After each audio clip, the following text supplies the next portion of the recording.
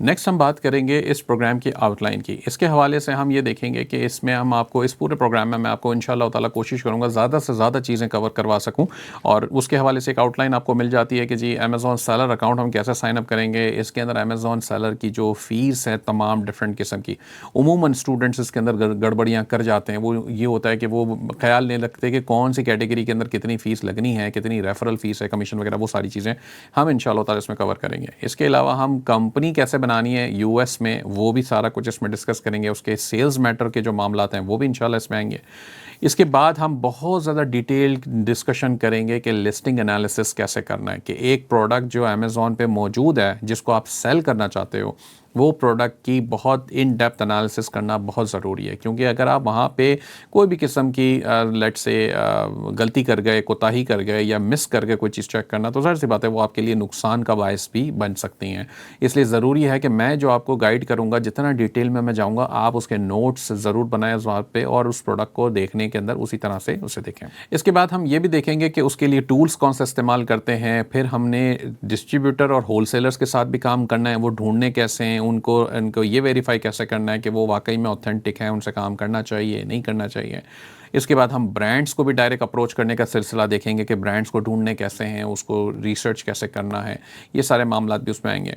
इसके हवाले से इसके अलावा हमने देखना है कि जनाब ब्रांड से रिलेशनशिप्स कैसे बनाना है और उनको प्रपोजल्स वगैरह कैसे बेचने हैं। उसके बाद है जनाब आपके पास डिस्ट्रीब्यूटर हंटिंग की बहुत सारी टेक्निक्स इसके अंदर आएंगी। जैसा मैंने पहले बताया, in depth product decision making है इसके अंदर, वो सारी चीज़ों को भी हम इंशाल्लाह ताला कवर करेंगे। नेक्स्ट है कि प्रॉफिट्स की क्या एक्सपेक्टेशंस आपने रखनी है। उमूमन अमेज़ॉन होलसेल एफबीए के बिज़नेस में आप तकरीबन 15% प्लस माइनस एवरेज बनाते हैं। आप जहन में रखें कि ये 15% एवरेज आपका प्रॉफिट मार्जिन होगा इसमें, और कम भी हो सकता है, ज़्यादा भी हो सकता है, डिपेंड करता है कि आप किस तरह की प्रोडक्ट्स पे काम करें, किस तरह के ब्रांड्स पे काम करें, लेकिन अल्टीमेटली ये जहन में रखें। अब नीचे आपको जो एक नज़र आ रहा है चार्ट छोटा सा बनाया हुआ है, ये मकसद ये है कि आपने अपना टारगेट सेट करना है। ये जो $1000, $3000 और $6000 लिखे हुए हैं, ये प्रॉफिट्स हैं, ठीक है। आपने कितना प्रॉफिट बनाना है। आप ये समझते हैं कि मैं जी $3000 का प्रॉफिट बनाना चाहता हूँ, ये तो इसको टारगेट में, गोल में अपने सेट करें कि हाँ जी मेरा $3000 का प्रॉफिट होगा और उसके लिए मुझे क्या करना पड़ेगा। अगर आप एग्जांपल है, अगर मैं आपसे कहता हूँ कि ऐसी कोई प्रोडक्ट लगाएं जिस पे आप कम से कम $300 का माहाना प्रॉफिट बना सकें, एक ऐसी प्रोडक्ट हो जिसमें $300 का माहाना प्रॉफिट बना सकें, तो अगर $3000 की आपको प्रॉफिट चाहिए नेट, तो आपको कितनी प्रोडक्ट चाहिए। आप कहेंगे जनाब 10, बड़ा सिंपल है।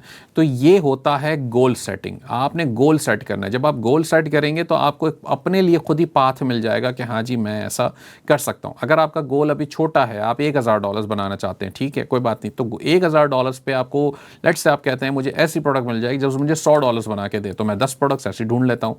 तो अब उसके स्टेप बाय स्टेप प्रोसेस हैं, वो आप इंशाल्लाह इसमें सीखेंगे।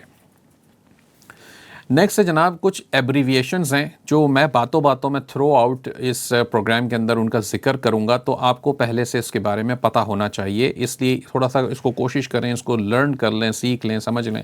सबसे पहले है जनाब एसिन है, यूपीसी है, बायबॉक्स है और व्हाट इज़ डब्ल्यूएस वगैरह, SKU, FNSKU, FPA, ठीक है। ये क्या चीज़ होती हैं, अब मैं आपको इसके नीचे हमने इसको एक्सप्लेन भी कर रखा है। आप देखेंगे कि एसिन का मतलब है अमेज़ॉन स्टैंडर्ड आईडी नंबर या आइडेंटिफिकेशन नंबर भी कह सकते हैं इसे।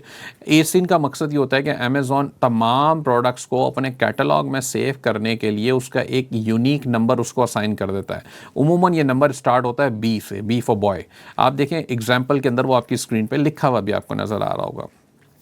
तो ये बी और आगे फिर कुछ नंबर होगा, तो वो नंबर यूनिक हो जाता है अमेज़ॉन के पूरे कैटलॉग में। यानी कि अगर आप अमेज़ॉन यूएस में जो एसिन लगाएंगे, वही एसिन अमेज़ॉन यूके, कनाडा, हर जगह चलना शुरू हो जाएगा और वही प्रोडक्ट को ओपन करेगा। एग्जाम्पल है कि अगर कोलगेट का टूथपेस्ट आ रहा है इस एसिन के ऊपर, तो वही टूथपेस्ट हर जगह नज़र आना शुरू हो जाएगा। डिपेंड करता है कि वो टूथपेस्ट वहाँ पर फुलफिलेबल है या नहीं, वो एक अलग बात है, बट एसिन असाइन हो जाएगा, ठीक है। तो एसिन का मकसद ये हो गया। अब नॉर्मली जब हम अमेज़ॉन पे प्रोडक्ट की बात करते हैं, आप अपनी टीम के अंदर जब बात कर रहे होंगे कि भाई मैं ये वाली प्रोडक्ट को देख रहा हूँ, मुझे ये समझ आ रही है, मैं इसको शॉर्ट लिस्ट करने लगा हूँ, तो उमूमन आप ये एसिन आगे पास करेंगे और एसिन के बिहाफ पे ही बात करेंगे। क्यों? क्योंकि एक प्रोडक्ट की मल्टीपल लिस्टिंग्स हो सकती हैं, कभी कभार नज़र आती है। बाज़ औक़ात प्रोडक्ट के साइज़ में फ़र्क होता है, बाज़ औक़ात उसके पैकेजिंग में फ़र्क होता है, बाज़ औक़ात कुछ मल्टी पैकेजिंग भी होती है, बंडल्स भी होते हैं, बहुत कुछ हो सकता है। तो जब आप एसिन की बात करेंगे, एसिन लेवल के ऊपर, तो इसका मतलब ये हो गया कि आप उस एसिन का सारा डाटा देख रहे हैं। आपने जो डिसीजन लिया है वो उस एसिन के ऊपर लिया है। अब कल को खुदा ना खास्ता उसकी दूसरी लिस्टिंग्स आई हुई है सामने आपके, तो आपको उससे परेशानी नहीं है, क्योंकि आपने एसिन लेवल के ऊपर अपना डिसीजन बनाया हुआ है। ठीक हो गया। इसके बाद है जनाब यूपीसी। यूपीसी क्या होता है? Universal product code. आप अपने घर में, अपने अतराफ में कोई भी अगर ऐसी प्रोडक्ट पड़ी है जो रिटेल पैकेजिंग के अंदर अभी मौजूद है, बस उसको उठा के देखें, उसके पीछे बार कोड आपको नज़र आ जाएगा, जो लाइनें होती हैं बनी हुई और नीचे एक छोटा सा नंबर लिखा होता है लंबा सा इस तरह से। तो ये होता है बार कोड, और इसे हम एक्चुअल ज़बान में यूपीसी कहते हैं, यूनिवर्सल प्रोडक्ट कोड। अमेज़ॉन के ऊपर ये प्रोडक्ट कोड्स डाले जाते हैं नॉर्मली, लेकिन इसका डिफरेंस ये होता है कि ये पब्लिकली विजिबल नहीं होते बहुत ज़्यादा, यानी कि कस्टमर को ये नज़र नहीं आ रहे होते आराम से। कस्टमर को जो नज़र आ रहा है वो प्रोडक्ट की डिटेल नज़र आ रही है, फ़ोटो नज़र आ रहा है, टाइटल नज़र आ रहा है, और ज़ाहिर सी बात है आप इस कोर्स के अंदर आगे सारी वो चीज़ें भी देखेंगे मुझसे। यूपीसी किस लिए ज़रूरी है? क्योंकि जब एक प्रोडक्ट रिटेल पैकेजिंग की आप अमेज़ॉन में उसकी इन्वेंट्री भिजवा रहे हैं, तो लाजिम है कि उसके ऊपर यूपीसी कोड हो, क्योंकि अमेज़ॉन तक जब तक वो नहीं पहुंची तब तक तो उसका एसिन जनरेट नहीं हुआ ना पहली दफ़ा। अगर पहली दफ़ा पहले से एसिन मौजूद भी है तो अमेज़ॉन को बताना पड़ेगा कि जी मैं ये यूपीसी की आइटम भेज रहा हूँ इस एसिन के लिए, तो ताकि वो उसको मर्ज करेगा, मतलब एक लिंक कर देगा उसके आगे। तो वो शिपमेंट्स वगैरह कैसे बनाते हैं इंशाल्लाह वो हम आगे चल के उसको भी देखेंगे।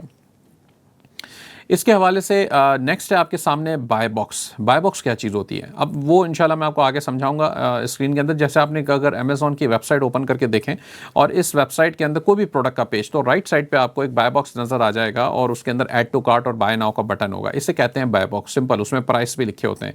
लेकिन ये बाय बॉक्स का सिलसिला ये इंपॉर्टेंट क्यों है? क्योंकि इसके अंदर ये बाय बॉक्स में जो सेलर का नाम आ रहा होता है, इसका मतलब ये है कि वो बाय बॉक्स अभी उस सेलर के पास है। जो भी सेल जनरेट होगी वो उस सेलर को मिलेगा, उसका जो भी रेवेन्यू है, सेल्स का पैसा है, वो उस सेलर को मिलेगा। तो उम्मूमन जब कंपटीशन की हम बात करते हैं, जब हम प्राइसिंग की बात करते हैं, तो हम ये देखते हैं कि मुझे ज़्यादा से ज़्यादा बाय बॉक्स मिले। तो इस वजह से ये बाय बॉक्स की थोड़ी सी हमें समझने की ज़रूरत होती है। एसकेयू का मतलब होता है स्टॉक कीपिंग यूनिट, यानी कि एक जो भी आपकी दुकान है, आपकी अपनी अपनी ग्रोसरी की दुकान है, तो आप उसके एसकेयू की वो बनाते हैं ना कि जी ये वाला आइटम आया हुआ है, ये यहाँ रखा हुआ है, ये वाला आइटम हमारे पास इतनी यूनिट्स हैं, तो आप उसका एक एसकेयू कोड अपना खुद बना लेते हैं। ये आप यूज़ करेंगे, लेकिन इसका कस्टमर से या अमेज़ॉन से कोई लेना देना नहीं है, ये आपका पर्सनल या इंटरनल मैटर होता है, लेकिन आप उसको वहाँ पे डिफाइन कर सकते हैं। इसी तरीके से एफबीए का जिक्र आ रहा है, तो एफबीए मतलब फुलफिल्ड बाय अमेज़ॉन, यानी कि इस बिज़नेस की सबसे बड़ी खासियत यह है कि अमेज़ॉन के पास जब आपकी इन्वेंट्री जाएगी तो अमेज़ॉन खुद इससे फुलफ़िल करेगा। आपको परेशानी लेने की ज़रूरत नहीं है कि कस्टमर को इन्वेंट्री या आइटम पहुंचेगा कैसे। जब कस्टमर ऑर्डर प्लेस करेगा तो अमेज़ॉन आपकी आइटम को खुद ही अपने वेयरहाउस से पिक करेगा, पैक करेगा और शिप करा देगा कस्टमर को, और अल्टीमेटली वो आइटम उसके पास पहुँच जाएगा।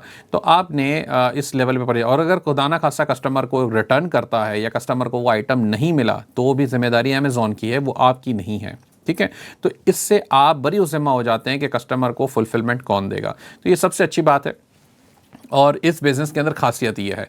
तो यहाँ पर हमारा ये बेसिक चैप्टर कंप्लीट होता है और इंशाल्लाह अब नेक्स्ट हम बात करेंगे कि अमेज़ॉन की फ़ीस और सेलर आईडी के हवाले से।